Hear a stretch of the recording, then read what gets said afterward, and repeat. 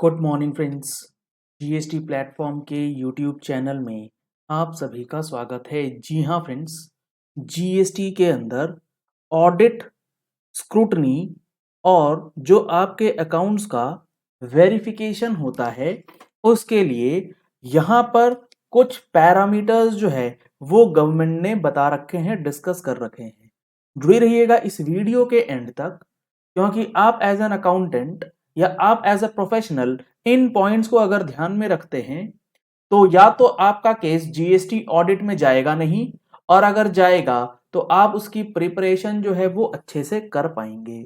और जी हाँ फ्रेंड्स, आने वाले कुछ दिनों तक हमारे YouTube वीडियोस में काफी important videos in relation to this topic, audit, scrutiny, investigation से रिलेटेड आपको मिलने वाले हैं। तो एक भी वीडियो को स्किप मत कीजिएगा और इस चैनल को सब्सक्राइब करके रखिएगा।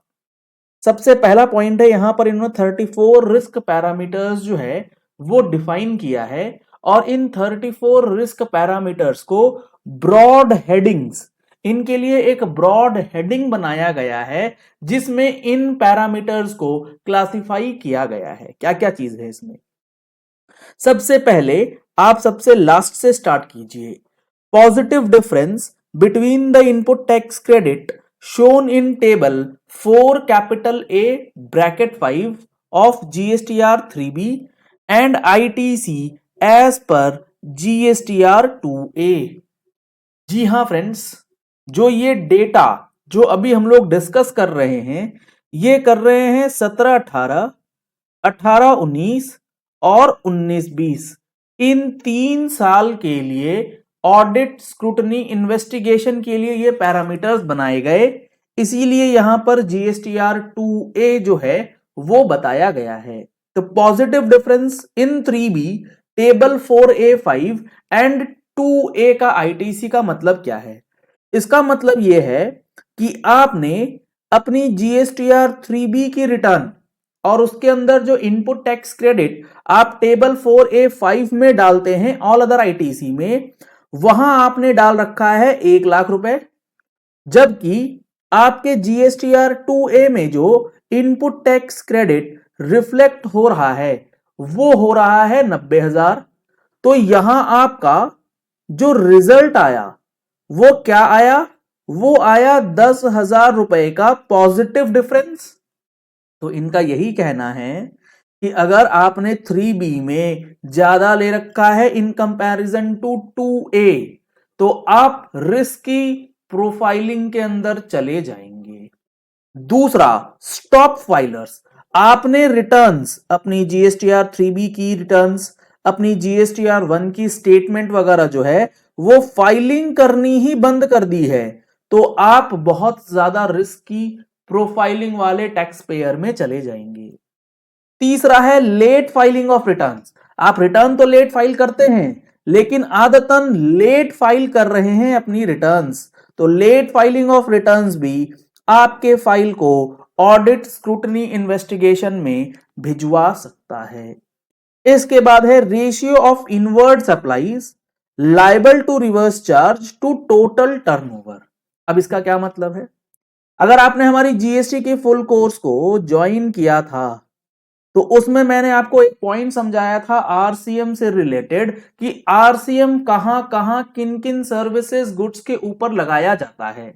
अगर आपने अभी तक हमारे जीएसटी फुल कोर्स में रजिस्टर नहीं किया है तो दिए गए नंबर्स पे कॉल करके, व्हाट्सएप करके आप प्रैक्टिकल जीएसटी कोर्स के अंदर एनरोलमेंट करा सकते हैं, जिसमें आपको हर एक एस्पेक्ट जीएसटी से रिलेटेड जो है वो डिटेल्ड में बताया जा रहा है, जिसकी रिकॉर्डिंग्स भी आपको अवेलेबल करवाई जाएंगी। अब इस पर्टिकुलर पॉइंट में जो रिवर्स चार्ज की एंट्रीज हमने डिस्कस करी थी उसमें एक एंट्री का एग्जांपल लेते हैं, लेट सपोज जीटीए। तो अब यहां पर यह चेक किया जाएगा कि आपका टर्नओवर अगर 10 सीआर का है, यानी कि आपने सेल्स दिखा रखी है 10 सीआर, तो उसके सामने आपने ट्रांसपोर्टेशन का खर्चा, यानी कि वो सर्विसेज या वो सप्लाईज ऑफ गुड्स जो आपने एज एन एक्सपेंस किए हैं और उसके ऊपर आपको एज अ आरसीएम टैक्स जो है वो पे करना था। लेट सपोज जीटीए के अंदर आपने ट्रांसपोर्टेशन दिखा रखा है 50,000 रुपए का, तो यहां पर ये कहीं ना कहीं 10 करोड़ की सेल्स के सामने 50,000 रुपए का ट्रांसपोर्टेशन उसका आप आरसीएम पे कर रहे हैं, ये क्वेश्चनेबल हो सकता है। तो ऐसी रेशियोज निकाल करके भी कंपैरिजन जो है किया जाएगा। अगला है very high ratio of tax paid through ITC to tax payable. ये तो कई बार गवर्नमेंट और डिपार्टमेंट ऑफिसर्स जो हैं वो अलग अलग तरीके से आपको बता चुके हैं कि भैया आप जो पेमेंट करते हो उसमें जो आईटीसी का पेमेंट है सिर्फ उसी से ना करो, कुछ पेमेंट आप कैश के अंदर भी कर दिया करें। अगर आप ऐसा नहीं करते हैं तो आपके लिए खतरे की घंटी हो सकता है। अगला है zero rated to total turnover. जी हां फ्रेंड्स, अगर आप एक्सपोर्ट के अंदर हैं या फिर सप्लाईज टू एसईजेड यूनिट को काम करते हैं आप, तो आपका जीरो रेटेड सेल्स और टोटल टर्नओवर का क्या रेशियो है, उस रेशियो के बेसिस पे भी आपके बुक्स की जांच जो है वो करी जा सकती है। इससे अगला है रेशियो ऑफ निल और exempt to total turnover. Zero rated हो गया एक्सपोर्ट से रिलेटेड, नील रेटेड जिसपे टैक्स है ही नहीं या फिर टैक्स एग्जेम्प्ट कर रखा है for the time being government ने, आपकी एग्जेम्प्टेड सेल्स और टोटल टर्नओवर का रेशियो कितना है। ऐसा तो नहीं है कि 90% सेल्स आप एग्जेम्प्ट में दिखाई जा रहे हैं टैक्स बचाने के चक्कर में। तो ये सारी चीजें जो हैं वो क्रॉस चेक करके अब आपका ऑडिट स्क्रूटनी जो है वो स्टार्ट किया जा सकता है। ये रिवाइज्ड पैरामीटर्स जो हैं गवर्नमेंट ने डिस्कस कर रखे हैं। IGST payment at the time of import is more than the input tax credit availed।